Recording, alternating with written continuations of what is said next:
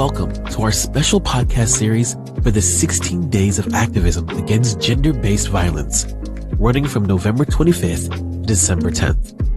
With your host, Charmin Prince, and together, we'll shine a light on some of the urgent issues of gender-based violence.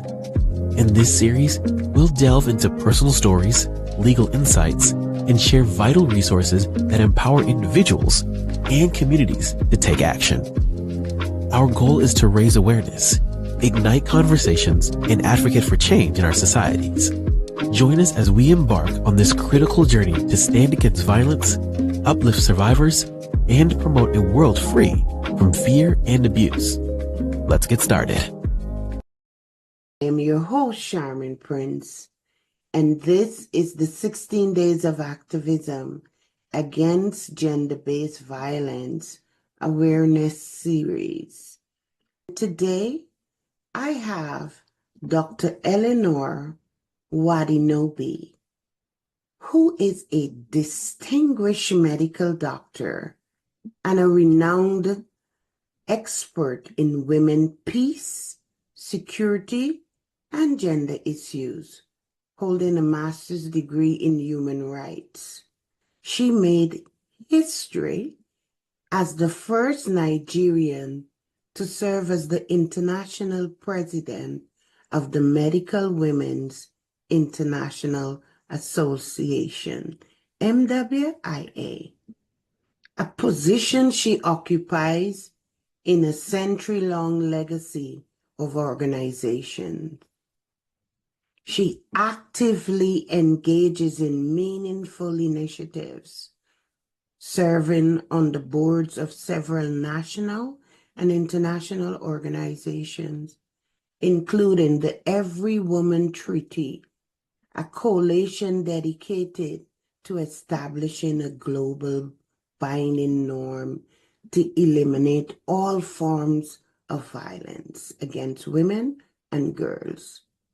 Additionally, she is the co-chair of the Immunization Agenda, IA 203 Partnership Council. Of course, she's a prolific author. Dr. Wadinobi has produced numerous publications and has been recognized with various awards for her significant contributions to advancing women's rights and health. Welcome to the Anything Gender podcast. Thank you so much, Charmin. I'm absolutely delighted to be here, and thank you so very much for your very gracious compliments and welcome today. Thank you. You are very welcome, and I honor you. You are worthy of that honor.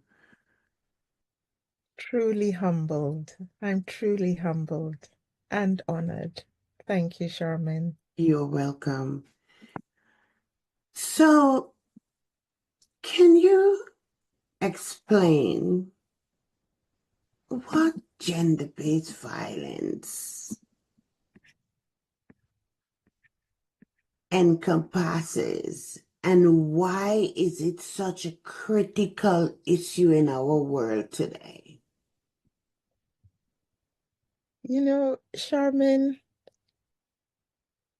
I really wish that I could address gender-based violence as something in the past, as something in the history books, relegated to the history books. But sadly, gender-based violence, which is any form of violence, physical, emotional, verbal, that brings harm to any human on account of their gender is gender-based violence. And I am unapologetic about speaking to gender-based violence, specifically against women and girls. Mm-hmm. Why do I say that? Because globally,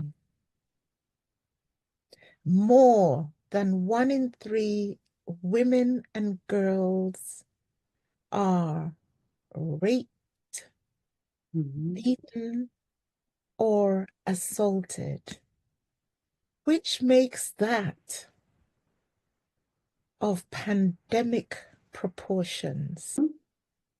It makes that an existential threat. And can you believe the United Nations Entity for Women, UN Women for short, in September of last year, just over a year ago, reported that no country is within reach of eradicating intimate partner violence, and that as a global community, we are failing women and girls. Yeah.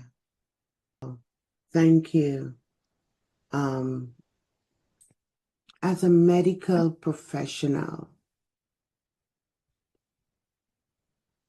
how do you perceive the role of healthcare providers in addressing and helping to not just combat GBV, but participate in the prevention and the raising of awareness? We have a very critical role to play as healthcare providers. But before I narrow down into our role as healthcare providers, Charmaine, I'd like to say that the prevention of gender-based violence, and in particular, violence against women because they are women, is the whole of society and the whole of government's business. It can't be left to one sector of the population alone. But having said that, we as healthcare professionals, we are the frontliners. We need to be able to recognize intimate partner violence, gender-based violence, whatever type of violence it is, when that violence walks into our consulting rooms. If a young lady comes in to say she has a broken arm, she thinks she has a broken arm because she fell down the stairs, we need to have our antenna up to ask those searching questions in an empathetic manner, confidential manner, because she may have been pushed by her significant other. She may have been running away from intimate partner violence. Can you imagine? I'll quote UN Women again. Their headline for the 16 days of activism this year is that every 10 minutes, partners and family members killed a woman intentionally. The operative word there is intentionally in 2023 alone. So as healthcare professionals, we, according to the International Labour Organization, are 70% of the health workforce. So the first thing is for us to recognize survivors of violence, then we need to ensure that we participate in prevention messages. And as the Medical Women's International Association, what we do in particular is to break down in the simplest of forms, in language that communities can understand, going to the hard-to-reach, underserved, vulnerable populations, rural areas, reaching those who feel that they are voiceless, bringing that message to them to say that, one, they can speak up so that we can crush the silence and the stigma, and also speaking to community leaders, faith leaders, governments, so that they can put in place preventive measures, and also ensuring that reporting mechanisms are accessible and responded to promptly and efficiently in a way that perpetrators are brought to book, and that we also break the culture of silence and deal effectively with the culture of impunity.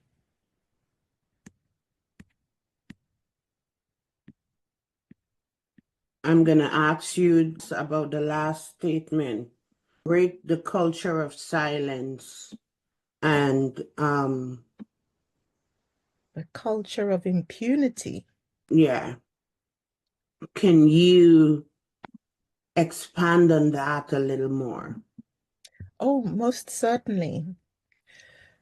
What you will find out is that as horrendous and unacceptable as the numbers that I have stated, where I said the data coming out of the World Health Organization, that globally more than 1 in 3 women are raped, beaten, or assaulted,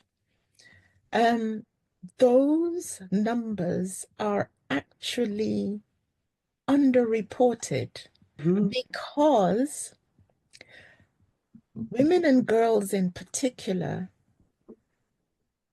find it difficult to report.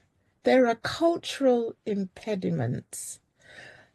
You find that a young girl, for example, in a rural area, there's such a premium placed on marriage that even when she goes to somebody she trusts, like her own mother,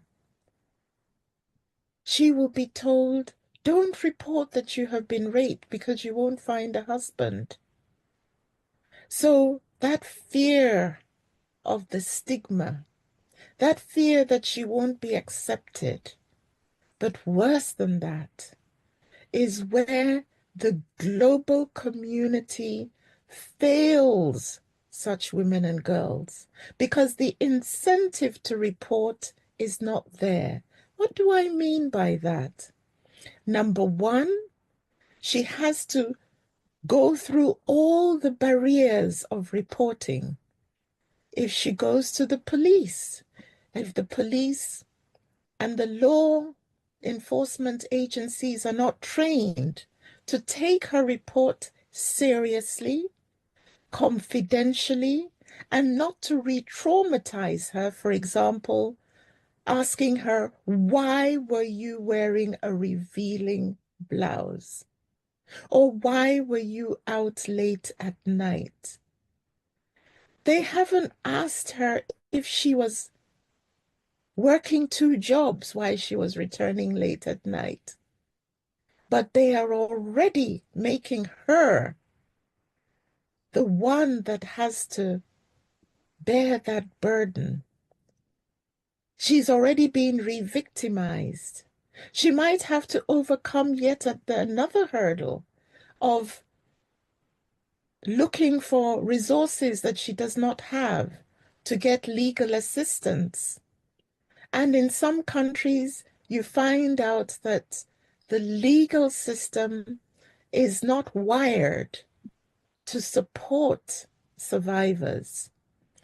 Either it's too expensive, or as I've said before, the burden of proof is upon her.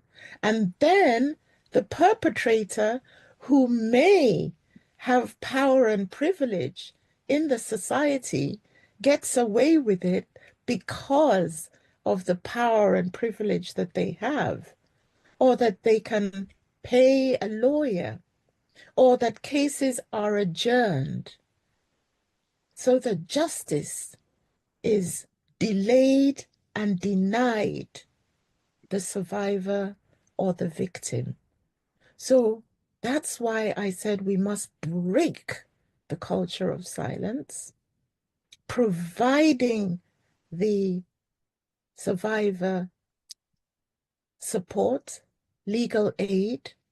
We must provide a safe space and a shelter so that we can take her out of the offending and offensive environment.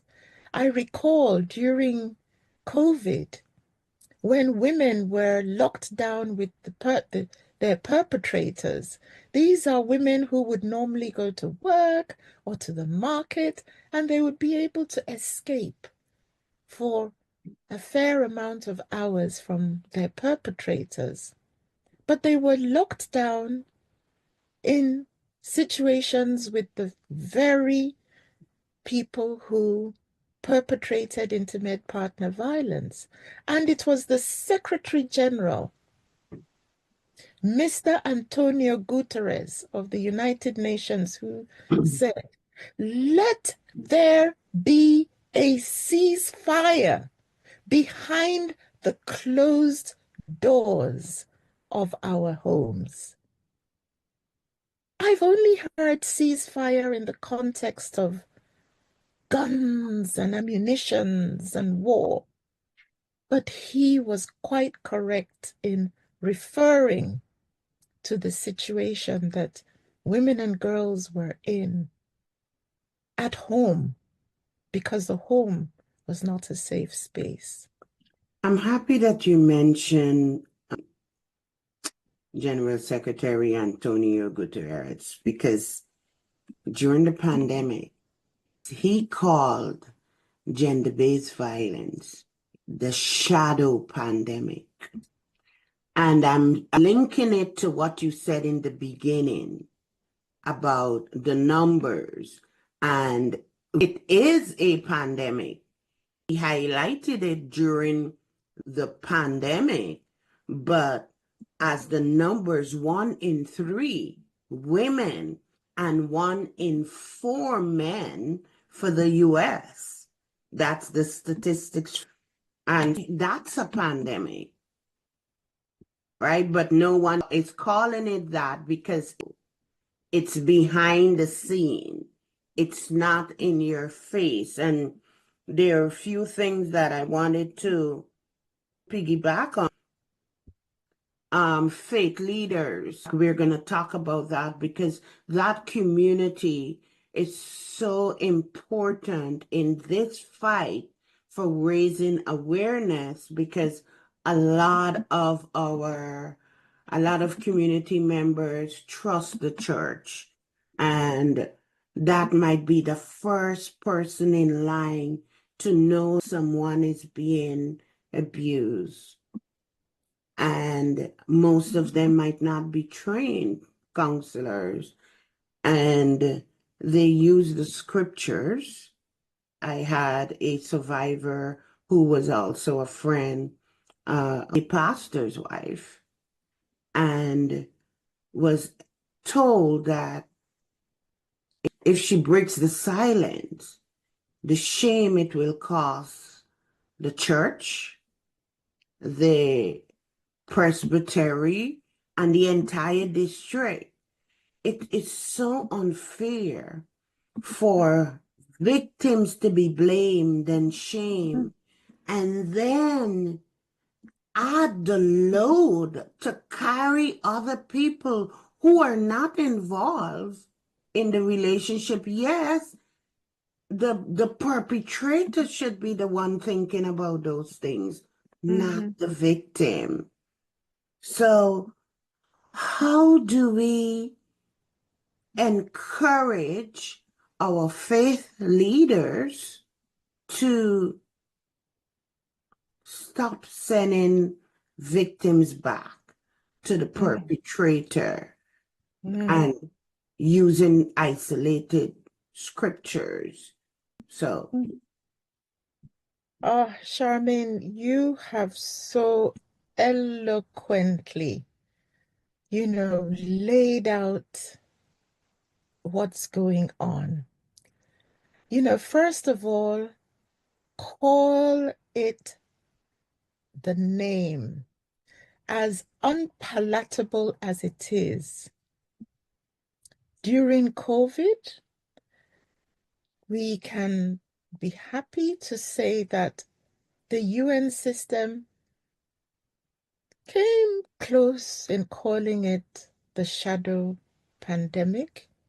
And as you said, the Secretary General in seeking for a ceasefire, we at the Every Woman Treaty called it the pandemic within the pandemic. mm, The world ran around, they scurried. The researchers worked night and day. They fast-tracked vaccine approvals for the COVID pandemic. Now, where is the vaccine? mm, This pandemic of all pandemics, that's an existential threat.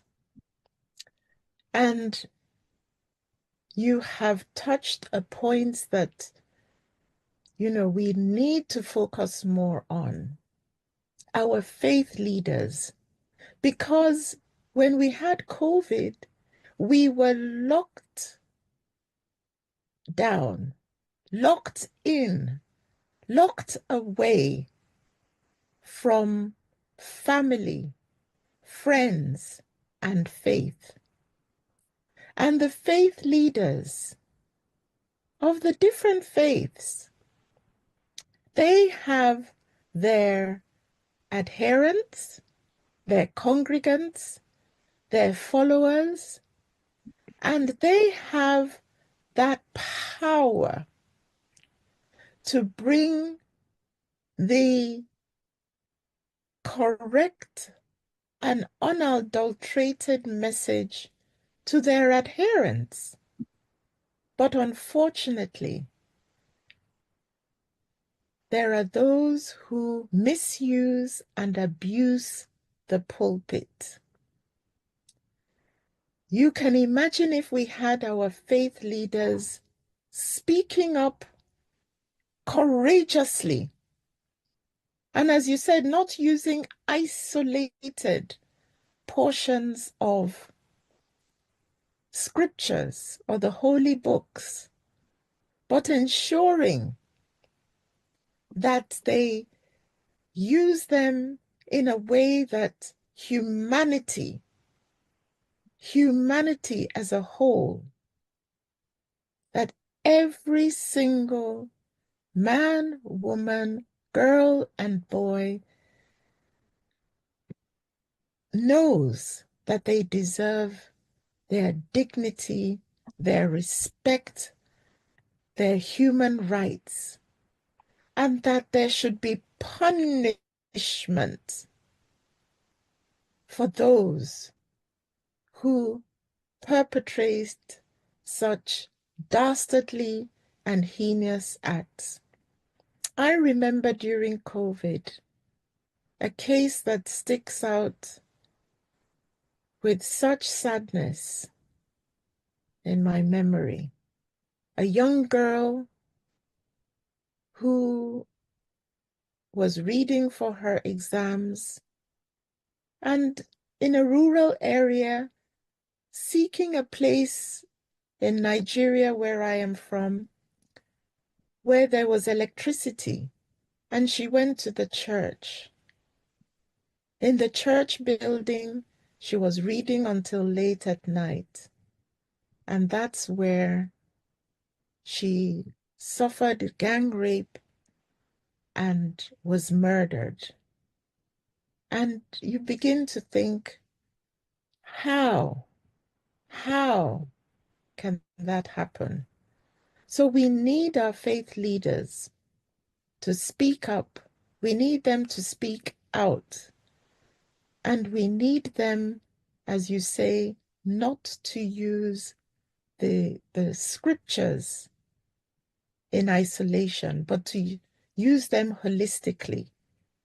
And as the Every Woman Treaty, we also look to laws. Right now, we have the Convention on the Elimination of All Forms of Discrimination Against Women, that is known as CEDAW. And CEDAW is beautifully crafted for discrimination. And in order to address violence against women, they have what is called General Recommendation 35, a beautiful recommendation that speaks specifically to forms of violence against women and girls. But it is a soft law. It's not a hard law. So we are calling for an optional protocol, which is a hard law, an optional protocol to CEDAW. Because when we have a global binding hard law, then that is the start with governments. And that's what we are calling for. Thank you. Thank you for mentioning CEDAW. I have a question for that, but quickly before I ask about Every Woman Treaty, can you just tell us briefly what is CEDAW? Yes, most certainly. First of all, it's a treaty. It's a convention out of the United Nations. Convention on the Elimination of all forms of discrimination against women. And this was a groundbreaking anti-discrimination human rights treaty adopted as far back as 1979. In fact, many refer to it as the International Bill of Rights for Women. And it has been truly instrumental in advancing women's rights around the world. But when you imagine that in 1979, issues of violence, sexual violence in particular, harassment, those were seen to be private issues. So the original text of CEDAW did not actually mention violence, but as violence continued to happen, continued to escalate, CEDAW's text was improved, where issues of trafficking, forced marriage, honor killings were addressed via general recommendations, and in particular, General Recommendation 19 and General Recommendation 35. General Recommendation 19 was adopted in 1992, whereas 25 years later, then came General Recommendation 35, where the CEDAW Committee was recommending to countries that they desist and work around prevention, protection, response to violence. But because it's soft law and not binding, It then meant that countries found it difficult to adhere to recommendations. Let me give you one example. I have had the opportunity of traveling from one place to the other. And when I get on an airplane, whether it's an international flight or a domestic flight, an announcement is made on the airline by the crew that smoking is totally, absolutely, unequivocally not allowed on the airplane. No matter where you are in the world, the airline crew have to make that announcement. It's not that long ago that people could smoke on aircrafts. They would sit at the back. Funnily enough, the back of the airplane was also where they put mothers who were nursing children in those days. But it's not a laughing matter. Because of a global tobacco treaty, no matter where you are in the world today, Charmin, that announcement is made as part of adhering to the global tobacco treaty that smoking is not allowed on any aircraft. I would like to see a situation where those sorts of announcements are made regarding any form whatsoever regarding violence against women and girls. And that's why we are calling for an optional protocol to CEDAW, a global binding norm. Thank you. And on that note, my call of action, what can individuals and organizations do during the 16 days of activism to effectively contribute to the fight against GBV and to raise awareness? Oh, thank you, Charmaine, because we want solutions. And one of the first things I said was that it's not just one sector of the population. We must make it our business. It's everybody's business. Being a bystander or being silent is not an option. And therefore, we are grateful for the 16 days of activism. It's 16 days from the 25th of November, which is Day Against Violence Against Women, to the 10th of December, Human Rights Day. It's 16 days of heightened awareness. But to be honest, every single day of the year, 365 days, or 366 if it's a leap year, every day should be a day of heightened awareness. When we have our antenna up, when we're looking out for our brothers and our sisters, to make sure that gender-based violence is relegated to the history books. And what can you and I do? The first thing that you and I can do, starting from the smallest unit, our families. How do we react behind the closed doors of our homes? How are we raising our children, boys and girls, to respect one another's rights and dignity? Taking it to the next layer, it's like an onion skin. in the community, in the extended family, in the community, in our nations, and then globally.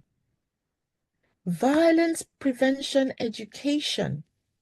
Research has shown that violence prevention and education influences men and women, boys and girls' attitudes and actions.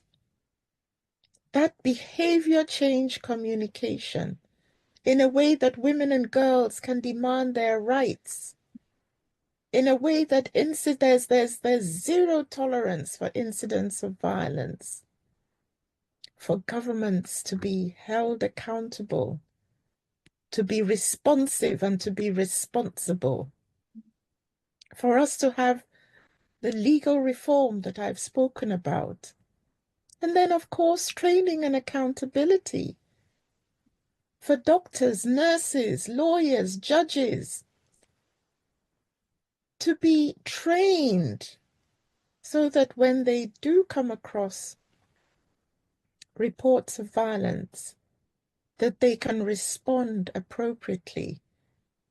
And then let's make sure that we have comprehensive systems of care, not just healthcare, helplines, shelters. When a woman has to relocate to stay out of harm's way, how can she be empowered to continue to earn? And, we can't ignore conflict situations.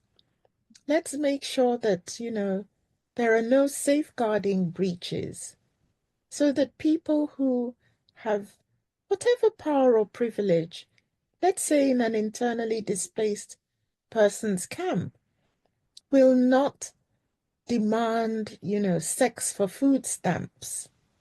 And of course,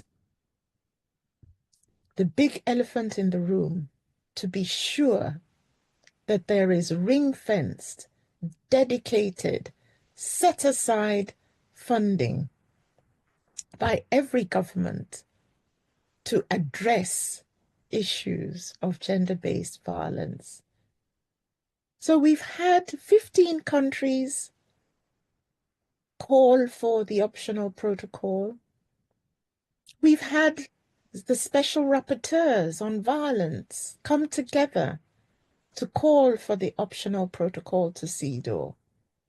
We have more than 3,000 women's rights activists and organizations in 147 countries calling for the optional protocol. We've had Nobel laureates like Jody Williams in the USA, Shireen Ebadi in Iran, and Tawakkol Karman in Yemen call for the optional protocol. We've had the special envoy to the African Union on women, peace and security call for the optional protocol. Charmaine, the time is now. The time is right. And the time is ripe for us to call for the optional protocol to CEDAW.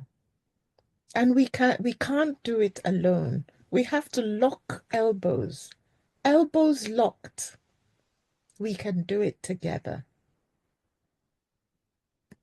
Wow. Thank you so much. Oh, okay. But thank you for your time. And one thing you want to leave with our listeners, go ahead.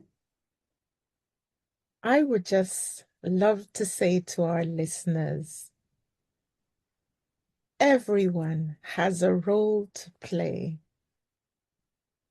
to bring an end to gender-based violence, and in particular, gender-based violence against women and girls. We can do it together, elbows locked. Thank you. Remember, what Edmund Burke said. The only thing necessary for the triumph of evil is for good men to do nothing. I am Charmin Prince, and we will see you the next episode.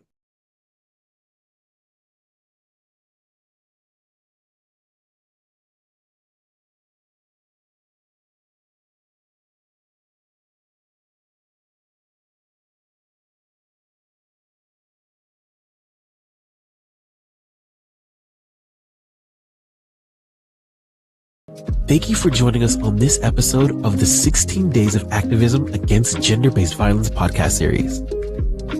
We hope today's discussions inspired you to take action and support those affected by gender-based violence. If you found value in this episode, please subscribe, share it with others, and leave us a review. Your voice is crucial in spreading awareness and advocating for change.